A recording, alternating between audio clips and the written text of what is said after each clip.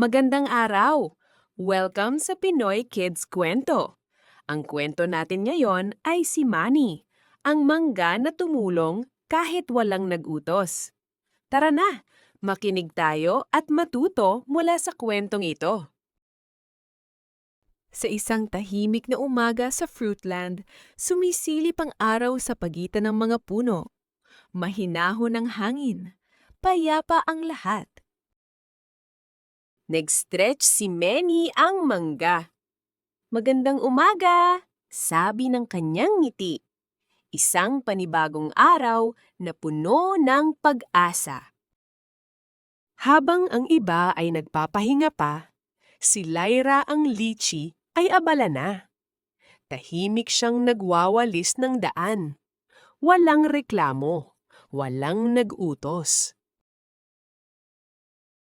Tumigil si Manny sandali. Pinanood niya si Lyra. May napansin siya. May ginagawa si Lyra dahil kailangan itong gawin. Hawak ni Manny ang kanyang maliit na ukulele. Ngunit may naramdaman siyang kakaiba sa kanyang puso. Parang may nagsabing, "Pwede kang tumulong." Tahimik ang daan. Walang nanonood. Walang pumapalakpak. Kinuha ni Manny ang isang basket. Pinulot ni Manny ang mga nalaglag na dahon. Isa-isa. Maingat. Hindi nagmamadali. Huminto si Lyra. Napatingin siya kay Manny. May munting gulat at isang mahinahong ngiti. Ngumiti rin si Manny.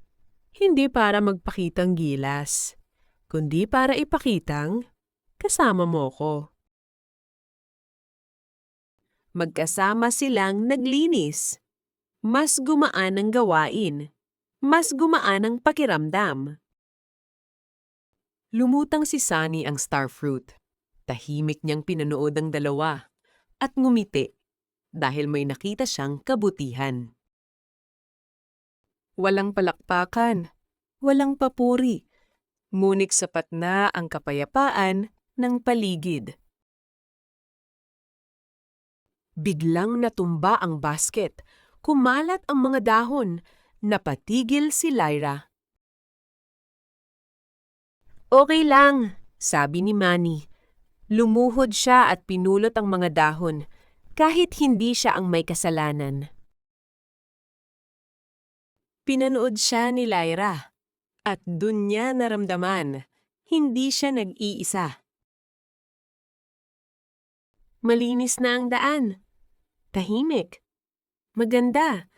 Parang mas masaya ang Fruitland. Bahagyang yumuko si Lyra. "Salamat, Manny," sabi niya. Simple, totoo. Gumiti si Manny. "Walang anuman," sabi ng kanyang mga mata. "Masarap tumulong."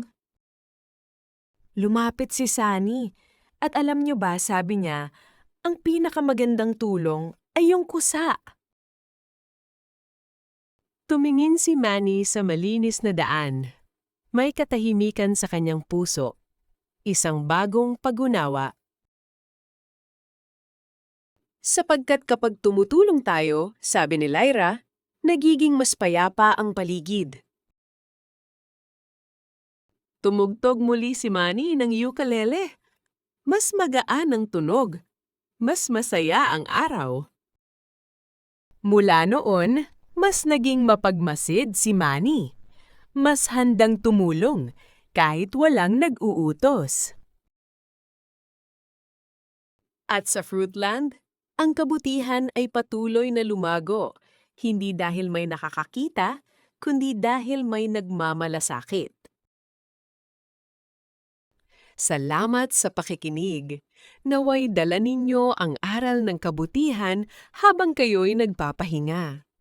Mag-like at mag-subscribe para sa mas marami pang kwento.